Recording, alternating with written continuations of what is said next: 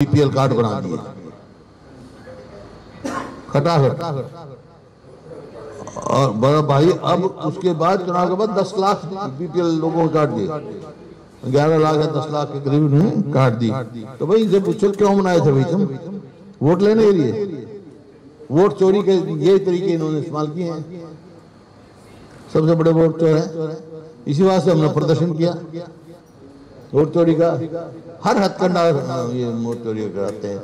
Election commission तो इनका बना हुआ है, जो ऑटोनॉमस होना चाहिए, फेयरनेस नहीं रही, उसके इस पे भी सवालिया निशान खड़े हुए हैं। जिस प्रकार से हमारे हरियाणा में हुआ, 5 तारीख को पोलिंग हुई, 5 तारीख को 11:15 बजे इन्होंने एक फिगर दे दी, भाई इतनी % वोट पड़ी है। 6 तारीख को फिर दे दी और 7 तारीख की रात को फिर दे दी शाम को। मतलब 7% के करीब जो है वोटिंग, पौने 72 घंटे के अंदर 7% वोट बढ़ गई। जब सब कुछ डिजिटल है, 11:15 बजे तक सब खबर आ जाती है, तो 72 घंटे में ऐसे कैसे वोट बढ़ गई? और यही नतीजा आप देख रहे हो। ये तो प्रत्यक्ष को प्रमाण की जरूरत नहीं, हरियाणा के पिछले 5 नतीजे आप निकाल के देखो। राहुल जी ने भी इसी बात हरियाणा का कहा कि सरकार उसी की बनी है जो पोस्टल बैलेट में जीतता है। हम 90 में से 76 पोस्टल बैलेट में जीते हुए हैं, 76 कॉन्स्टिट्यूएंसी में। तो जब इलेक्शन कमीशन का सवालिया निशान किया, मेरा कहना है ये चुनाव बैलेट पेपर पे होना चाहिए। जो डेवलप्ड कंट्री हैं, जर्मनी जैसे, अमेरिका जैसे, दे रिवर्टेड बैक टू बैलेट। वो भी वहां भी करते थे ईवीएम, वो ये वहां से इन्होंने किया। महंगाई कितनी हो रही है और गरीब आदमी मार पड़ रही है। सरसों का तेल देते थे 40 रुपए, अब वो 100 रुपए का कर दिया। तो गरीब आदमी को बड़े मुश्किल काम हो गया। और जो वायदा करते हैं पूरा करते हैं। जैसे हिसार एग्रीकल्चर यूनिवर्सिटी वालों से किया था बच्चों से वायदा, आज तक पूरा नहीं किया। वो फिर बैठ के फिर लाठीचार्ज कर दिया उनके ऊपर। ऐसे थोड़ा ही चलता है काम। ये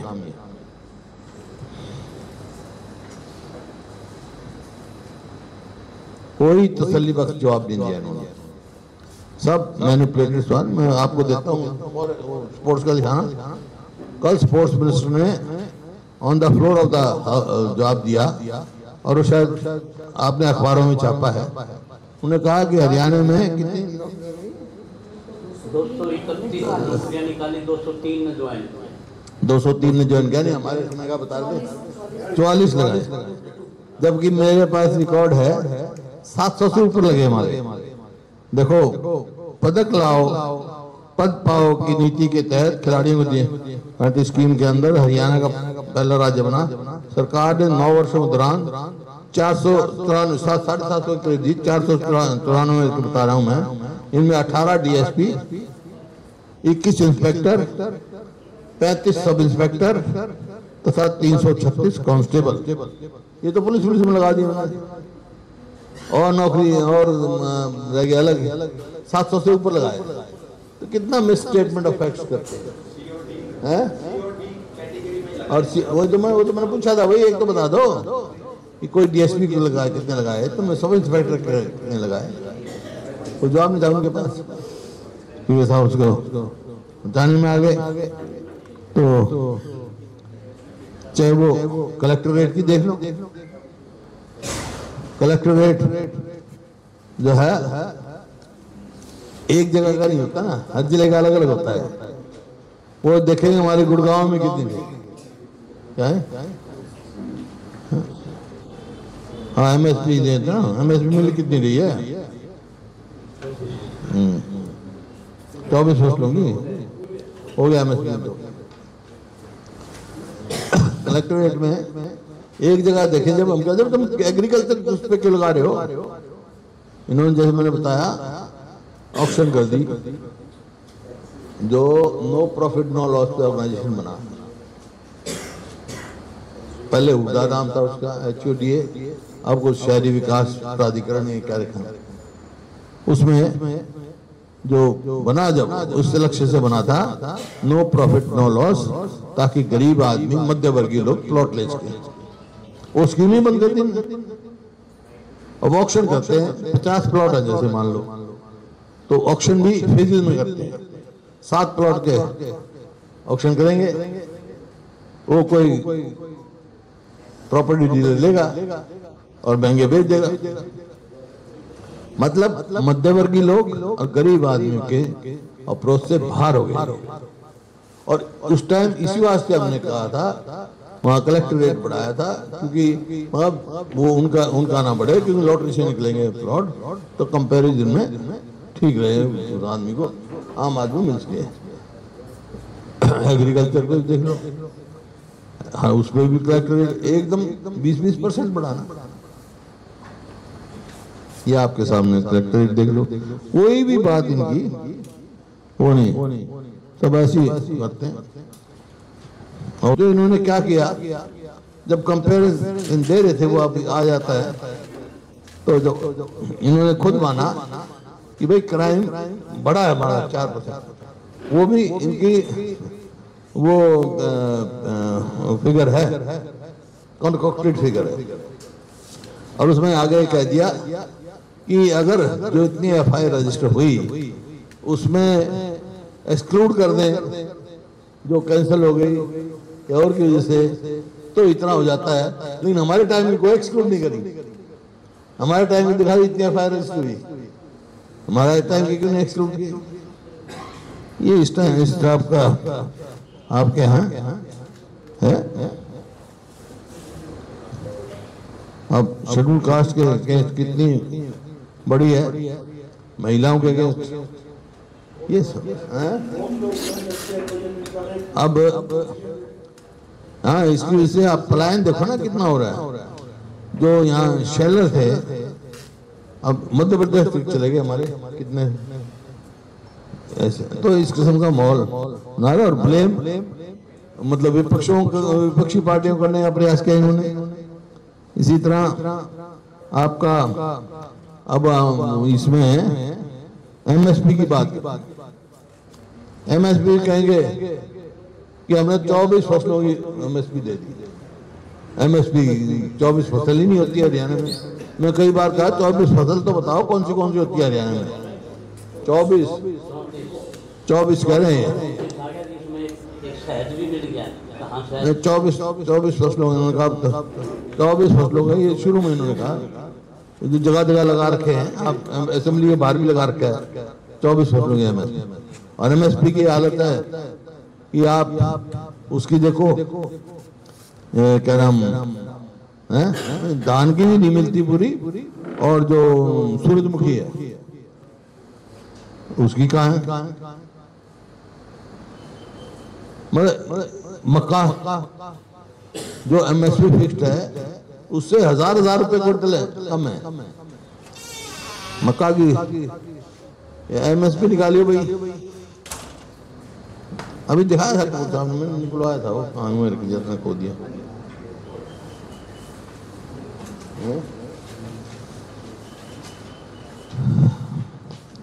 तो इस प्रकार से MSP का वो है। और गन्ने का इस 11 साल में केवल 80 रुपए क्विंटल बढ़ाया इन्होंने, जबकि हमारे समय में जो है 200 रुपए से करीब बढ़ा, 200 से भी ज्यादा होगा। अब खाद का भाव और इसका पेस्टिसाइड्स का तो इतना बढ़ा दिया, गन्ने का भाव बढ़ाया नहीं। किसान रोज बैठे वहां, समय पे पेमेंट नहीं होती। 500 रुपए क्विंटल की हमने डिमांड की है, किसान डिमांड कर रहे हैं, मिलना चाहिए, उनका अधिकार है। नहीं तो लोग गन्ना बहुत छोड़ रहे हैं, शुगर मिल्स को गन्ना नहीं मिल रहा। और उसका नतीजा ये होगा आम आदमी, गरीब आदमी, चीनी दुर्लभ हो जाएगी, इतनी महंगी हो जाएगी चीनी मिलनी मुश्किल हो जाएगी उनको। इनमें ऐसा करें। तो ये एक और नया सिस्टम चला दिया ना कि मेरी फसल मेरा ब्यौरा, खाद की सप्लाई मेरी फसल मेरा ब्यौरा जोड़ दी। पंचकुला जिले से शुरू किया इन्होंने। पंचकुला मतलब खाद उसी को मिला, इसका मतलब खाद पर भी राशनिंग कर रहे हैं। हाँ, खाद के साथ कहीं दवाई लगा रहे हैं, कहीं राशनिंग कर रहे हैं, मतलब इस किस्म से ये कर रहे हैं। फिर आपका इसमें सवाल उठाया है हमारे उन्होंने जल भराव का कि भाई जल भराव है, बहुत ज्यादा नुकसान है, स्पेशल गिरदावरी कराई जाए। ये कहेंगे कि हम कोई वो कर रहे हैं पोर्टल, क्षतिपूर्ति पोर्टल। क्या मतलब स्पेशल गिरदावरी के बाद तुम कंपनसेशन दे नहीं सकते? क्षतिपूर्ति पोर्टल क्या करेगा? प्रधानमंत्री बीमा योजना जो किया, आज वहां क्या हो रहा है दादी, और उसमें यही तो तमाशा हो रहा है।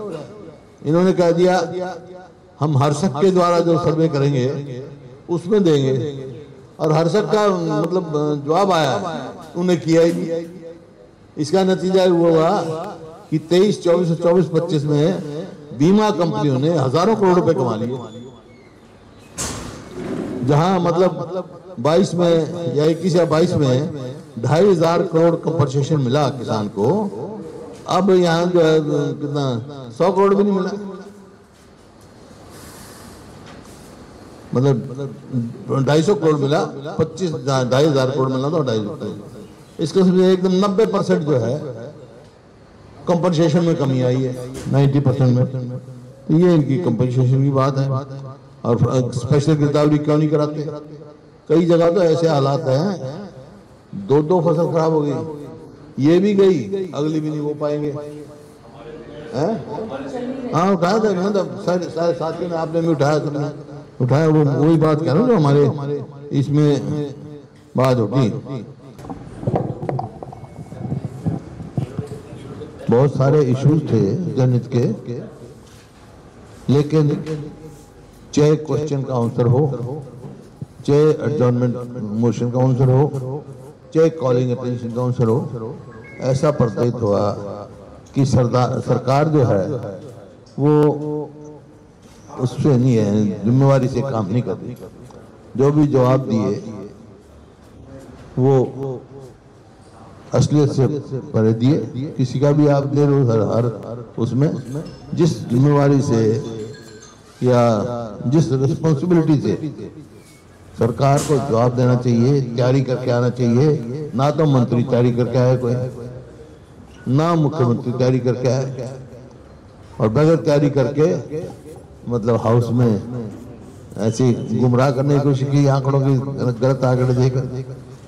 अब आप देखो, मोटी सी बात मैं बताऊं आपको, ये लॉ एंड ऑर्डर सिचुएशन पे हमारा काम रोको प्रस्ताव आया, तो उनको जब ही मंजूर कर लेना चाहिए था। स्पीकर साहब ने मंजूर नहीं किया, हमारे को मजबूर हो गए इतना शोर करना पड़ा। भाई इतनी कंसर्न चीज है, हर आदमी भयभीत है आज। और ये मैं थोड़ा ही कह रहा हूँ, एसपीआई की रिपोर्ट कह रही है, ये एसपीआई की रिपोर्ट है कि आज हरियाणा ये जो है, ये देखो असुरक्षित प्रदेशों में से सबसे ऊपर हरियाणा है। कुल मार्क इसको मिले 33.04, इससे ज्यादा तो उड़ीसा को मिले 34, इससे ज्यादा आसाम को मिले 35, तेलंगाना को 42, दिल्ली को 43, लेकिन सबसे कम मार्क मिलने का मतलब ये सबसे ज्यादा असुरक्षित। ये मेरी रिपोर्ट नहीं है, ये उसकी रिपोर्ट है। नागरिक सुरक्षा में देश की तस्वीर यह है, सबसे ज्यादा सुरक्षित प्रदेश है नागालैंड, लद्दाख, पुडुचेरी, दमन और मणिपुर, और ये सुरक्षित है।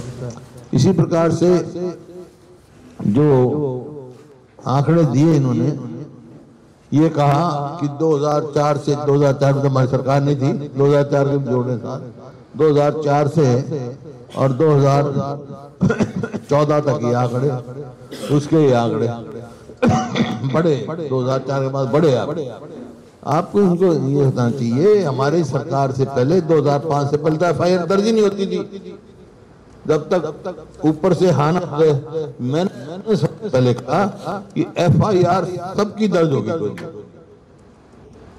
तो उसमें इन्होंने क्या किया, ये अपना जो जवाब दिया, वो कितनी होशियारी से बात करते हैं। जवाब दिखाएंगे,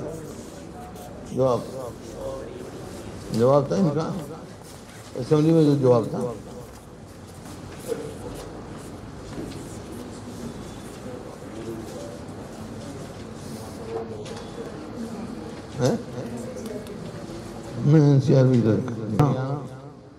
ये आपके सामने है, और सारे और भी मेरे तो सारे फिगर्स हैं इसमें।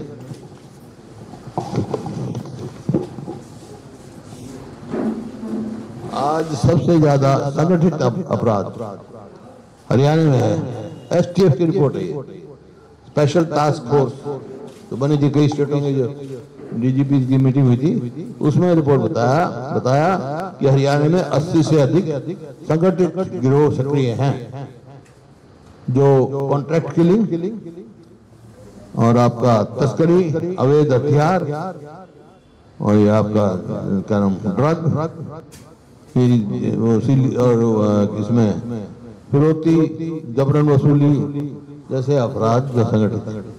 अब अपराध दो किस्म के होते हैं, नहीं ये नहीं, ये तो इसकी रिपोर्ट है, NCRB की रिपोर्ट है कि हरियाणा में 2005 में 288 क्राइम अगेंस्ट शेड्यूल कास्ट, 2022 में 1633।